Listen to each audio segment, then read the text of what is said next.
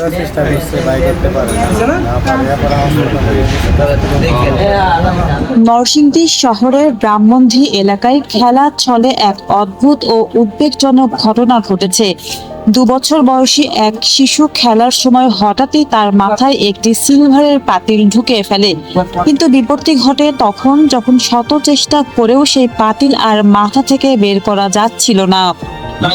শিশু অন্তিমের পরিবার প্রথমে নিজেরা চেষ্টা করে ব্যর্থ হয়ে তাকে দ্রুত নরসিংদী সদর হাসপাতালে নিয়ে যায়, কিন্তু হাসপাতালের চিকিৎসকরাও দীর্ঘ সময় চেষ্টা করে পাতিলটি খুলতে পারেননি। পরিস্থিতি জটিল হয়ে পড়লে চিকিৎসকদের তত্ত্বাবধানে শিশুটিকে নেওয়া হয় পাশের একটি ওয়ার্কশপে। সেখানে ওয়ার্কশপের কারিগররা ধাতব কাঁচি দিয়ে অত্যন্ত সতর্কতার সাথে পাতিলটি কেটে ফেলেন। প্রায় 2 ঘন্টা শ্বাসরুদ্ধকর প্রচেষ্টার পর অবশেষে শিশুটিকে সম্পূর্ণ অক্ষত ও সুস্থ অবস্থায় উদ্ধার করা সম্ভব হয়।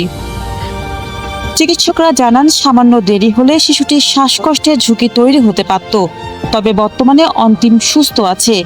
এই ধরনের অনাকাঙ্ক্ষিত দুর্ঘটনা এড়াতে ছোট শিশুদের খেলনা ও চলাফেরার বিষয়ে বাবা মাকে আরও বেশি সতর্ক থাকার পরামর্শ দিয়েছেন চিকিৎসকরা।